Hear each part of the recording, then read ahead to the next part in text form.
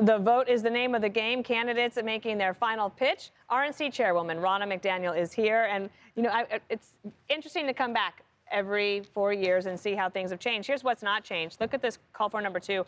The level of enthusiasm amongst caucus goers in December, 31% extremely, January, 32% extremely. And I get a sense that Iowa, once again, is showing like we take it very seriously. We're going to show up despite the temperatures. And let's remember, this is the first time since 1976 that the Democrats are not playing in Iowa.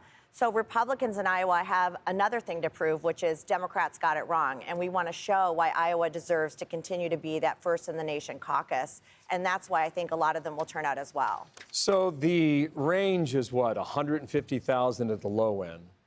225,000 at the high end for Republicans? That's about the range? The highest for Republicans has been 187,000. And that was in 2016. 2016. And the lowest has been about 87,000. So, I mean, this is guesswork right now. But Iowans are tough people. They got four-wheel drive vehicles. You got a day and a half to still clean off the snow and ice.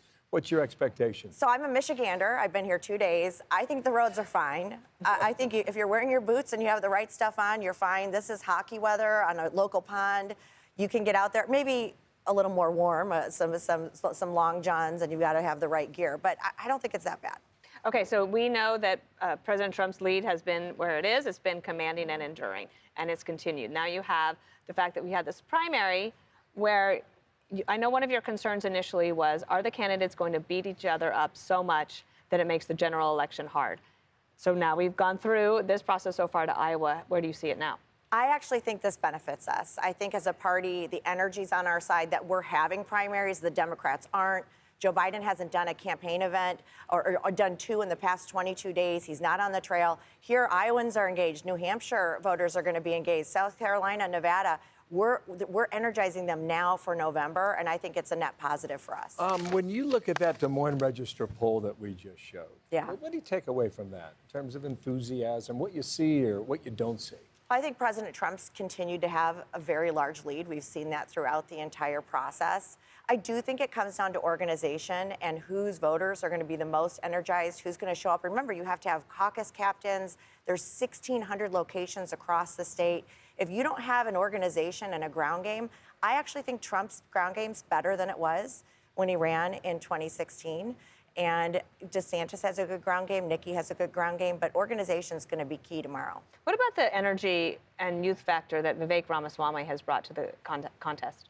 We'll see. We'll see tomorrow what that does with the youth vote here and where that trends in the final results. Yeah, Ronna, what is your impression about prosecuting the case against Joe Biden among the candidates out here, as opposed to prosecuting the case against each other to try and get an edge? Well, I'm always going to be like, let's talk about Joe Biden. I'd prefer that we're talking about Joe Biden and keeping our eye on the prize. But of course, they're trying to win primaries in the caucus, so they're going to go after each other. But the voters right now, they're focused on Joe Biden. They know that groceries are costing more. They know insurance. Everything in your life right now costs more. Insurance, the home heating, everything. It's a death by 1,000 financial cuts for average families that are barely making it paycheck to paycheck, and they are hurting. And then they're worried about what's happening on the global front and certainly what's happening at our southern border.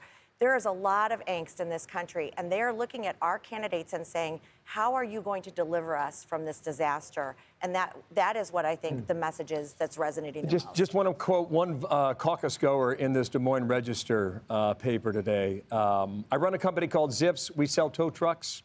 This kind of weather is what we call record sunshine. I mean, because it is sunny. It is sunny. But it's 40 below. It's sunny, it's icy. I mean, I've been driving around, with our four-wheel drive. It's been fine. I mean, I think the roads are okay. I think it's navigable. I also think there's a passion. People are Iowa tough. That's what it comes down to. They are Iowa tough, right? We just saw a football game last night, right? Minus 22, all the fans were out there. That's what Iowa's going to be. They're going to be going to the football game on Monday and making sure to vote for Do you think in 2028 we'll be back in Iowa, or is this process going to change? I'm a firm believer in Iowa. I really am. The RNC chose to stay with Iowa. I want to give a big shout out to our Iowa chair, Jeff Kaufman, and also go to Iowa Caucus GOP if you want to know where you want to caucus. But it's a small state.